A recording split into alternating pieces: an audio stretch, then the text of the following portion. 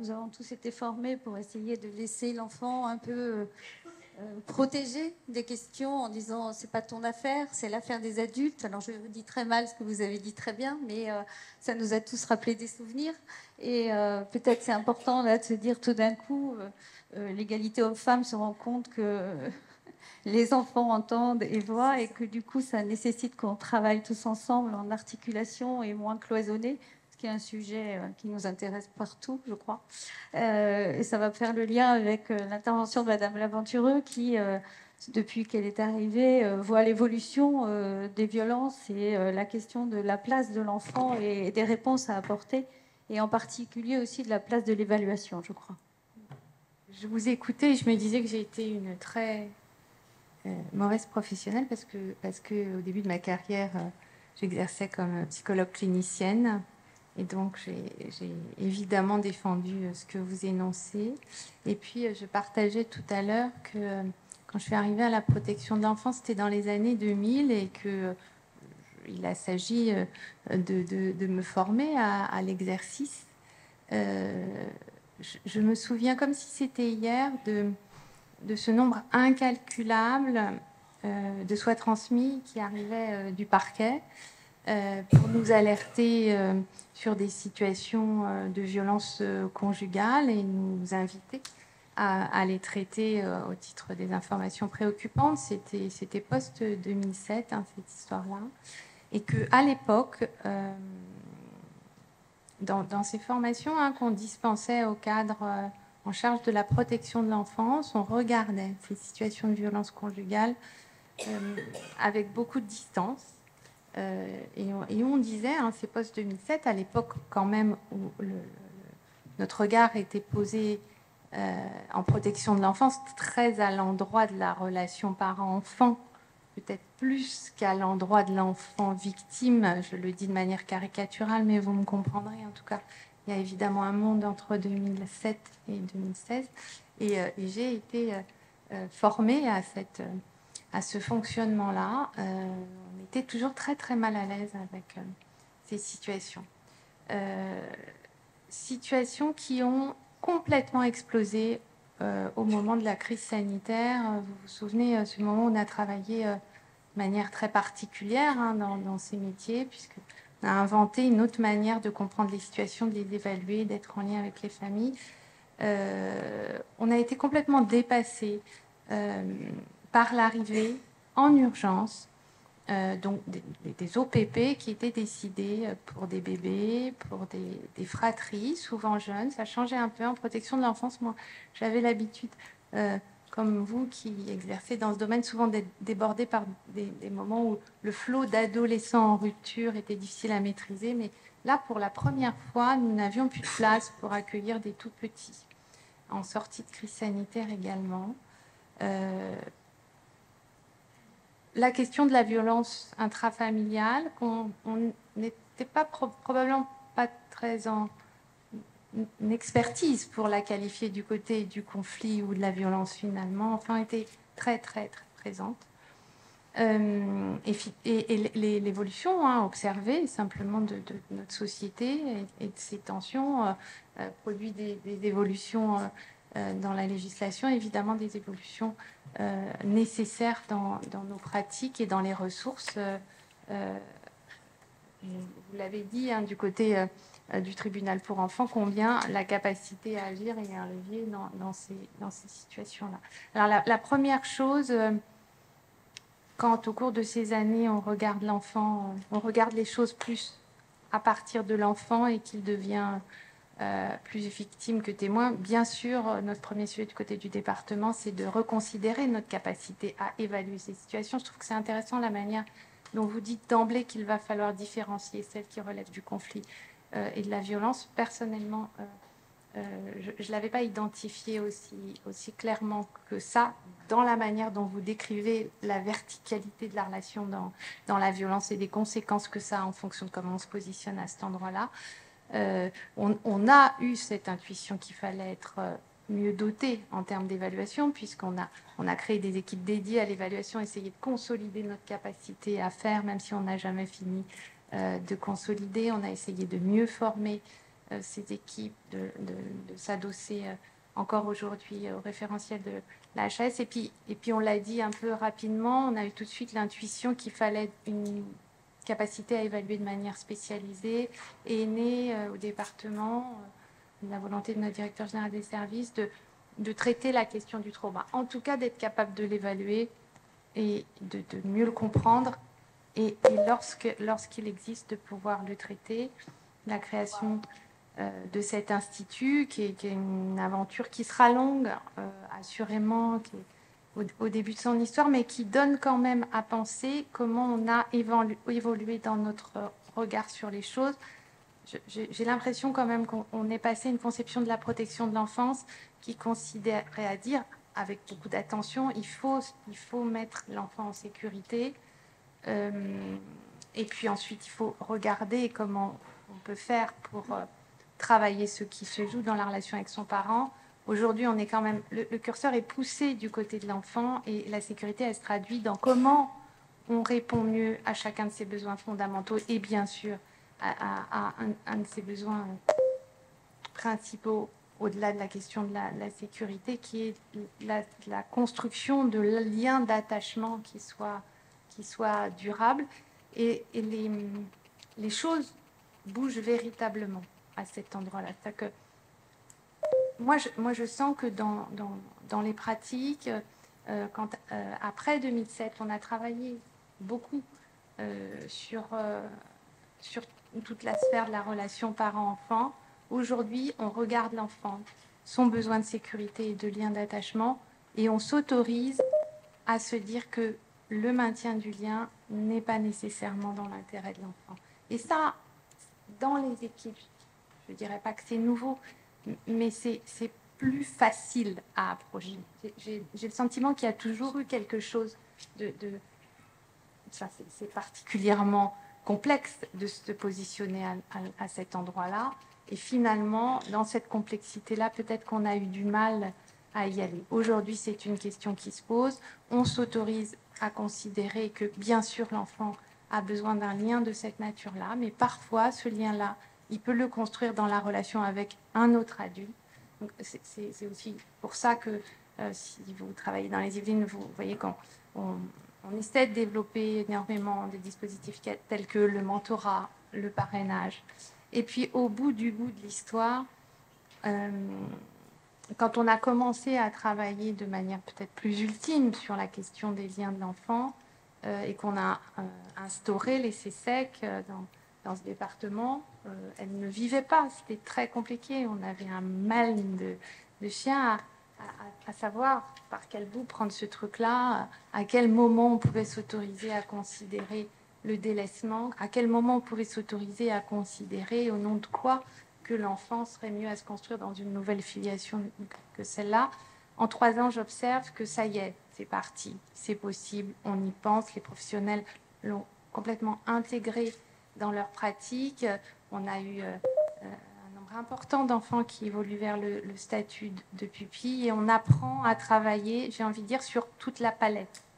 Évidemment, c'est la question du délaissement et la question ultime, mais ça veut dire que voilà, je crois que tous ceux qui contribuent à la protection de l'enfance regardent tout ce qu'il est possible de faire. Évidemment, je vous entendais sur le principe de réalité, qui est que le champ des possibles, oui, mais est-il ouvert? Alors là, c'est évidemment un grand sujet. Hein. On a l'impression de courir...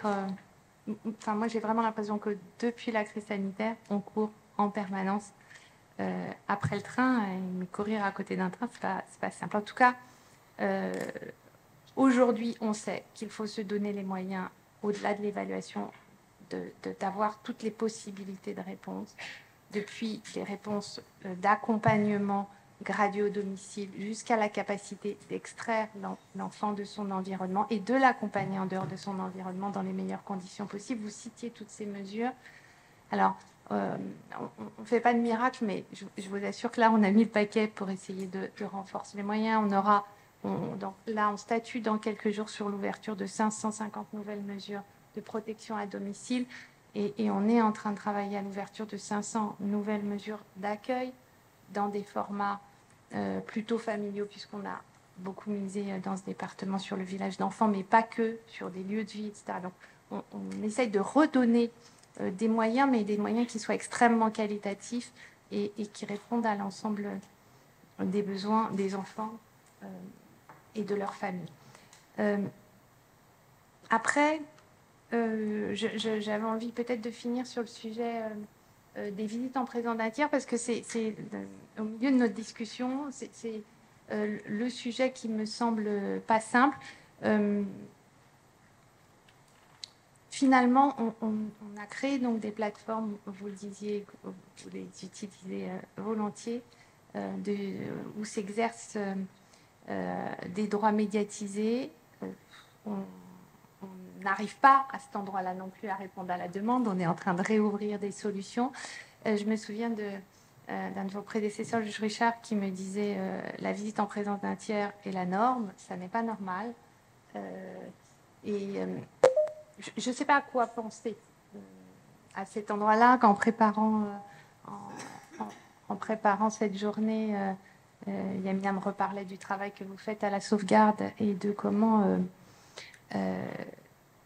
peut-être que ce travail dont je lui ai fait remarquer qu'il me semblait avoir un accent thérapeutique évident était probablement la réponse la plus satisfaisante, car elle permet peut-être d'être dans la réalité, de replacer l'enfant dans sa réalité, c'est-à-dire que, et vous disiez tout à l'heure l'importance de dire et de nommer les choses, peut-être qu'à cet endroit-là, on peut prendre le temps de dire et de nommer les choses et de sortir d'une relation aux parents violents qui serait une relation de diabolisation ou d'idéalisation. On est ici dans le vrai. Pour autant, pour avoir lu modestement quelques études sur le sujet, j'ai l'impression quand même que ce qu'il en ressort, c'est que le lieu, la visite en présence d'un tiers, qui doit être le lieu où on place au centre l'équilibre entre la protection de l'enfant et le droit du parent, a tendance quand même à se penser du côté de la parentalité. Je le redirai très mal par rapport à ce que j'ai lu, mais une espèce de propension un peu naturelle qui peut-être peut nous indiquer une vigilance à cet endroit-là. Voilà, mais ça reste pour moi une question ouverte. Peut-être en résonance avec ce que vous évoquiez sur la question du contexte de sécurité et du lien à maintenir ou pas, c'est une question ouverte avec votre place de fil rouge.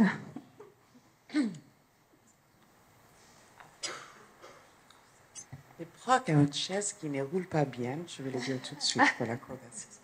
Et sur le maintien du lien ou pas, je vais être peut-être là compliqué, mais ça veut dire, qu'est-ce qu'on veut dire par lien? Je vais revenir sur mon histoire. Je suis très contente que le juge des affaires familiales a bien précisé sur l'histoire de l'autorité parentale. Ça ne veut pas dire que je ne sais pas qu'est-ce qui se passe pour mon enfant, je dois être informée. Ça ne veut pas dire que je n'ai pas un droit de visite. Tout ça, c'est du lien. Et que s'il y a des visites en présence d'un tiers ou continu d'un tiers, ce qui est décidé par le juge des enfants, c'est comment est-ce que ces équipes vont aussi... Je pense que ce que vous avez dû voir dans les études, c'est que les adultes, on va s'identifier plutôt avec les parents visitantes qui ont un adulte. On peut projeter sur cette parent-là plutôt que l'enfant.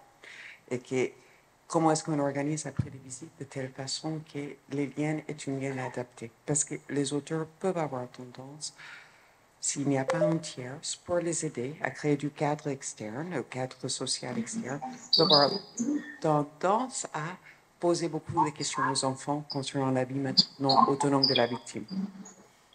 Et ça triangularise les enfants, et mes impressions dessus. Excusez-moi, je vais rappeler à l'ordre les gens en visioconférence. Merci vous d'éteindre vos micros. Mais je pense que les collègues vont continuer de parler de ça et dans un petit peu plus tard sur la question des visites. Un grand merci pour vos communications qui nous ont aussi permis de mesurer la nécessité de pouvoir croiser les regards, de pouvoir globaliser les problématiques. Il a été signifié que On a d'abord pris en considération les femmes victimes de violences, qu'aujourd'hui on s'attache à articuler cette réflexion avec celle des enfants victimes. On pourrait voir aussi à court ou moyen terme de considérer la place de l'auteur et de penser des dispositifs qui tuilent ces trois approches-là. Vous avez à plusieurs reprises les unes et les autres évoqué la question du temps manquant. C'est le temps du juge qui est 15 minutes pour pouvoir entendre et expliquer un cadre concernant des décisions essentielles sur la vie de quelqu'un. C'est complètement incroyable. C'est le temps qui manque aux éducateurs d'AMO, par exemple, pour accompagner des familles, par exemple, pour faire une médiation navette. Quand on sait qu'un éducateur d'AMO, il doit gérer à peu près une trentaine de situations, on voit mal comment il serait en capacité pouvoir consacrer autant de temps à ces situations qui le méritent. C'est le temps des listes d'attente qui sont insoutenables bien souvent, et on se retrouve à faire vivre des situations d'attente qui sont maltraitantes. Je pense que ce temps, c'est aussi celui d'une société qui se doit peut-être de consacrer des moyens supplémentaires à l'accompagnement des plus vulnérables sur les questions d'éducation. Ça pourrait être un projet politique, et aussi aux dispositifs de soins spécifiques qui font terriblement défaut aujourd'hui dans notre pays. Je voulais simplement dire quelque chose de cet ordre-là. Il me semble aussi qu'en termes de perspective, considérer les questions de prévention me semblerait pouvoir augmenter la qualité des projets politiques en matière d'accompagnement. Voilà quelques propos. Alors, on n'a pas le temps de laisser là, tout de suite la parole à la salle s'il y avait des questions. Je propose qu'on enchaîne directement avec, effectivement, tout à l'heure en introduction, je disais que la fédération avait construit un poste de chargé de mission homme-femme. Et aujourd'hui, Émilie Boutin va nous faire une présentation comparée de comment les deux pays voisins, la France et l'Espagne, peuvent peut-être envisager des choses concernant les violences conjugales et la question de leurs effets sur l'éducation des enfants et la réponse aux besoins fondamentaux des enfants, comme on l'a signifié. Je vais laisser la parole à Émilie.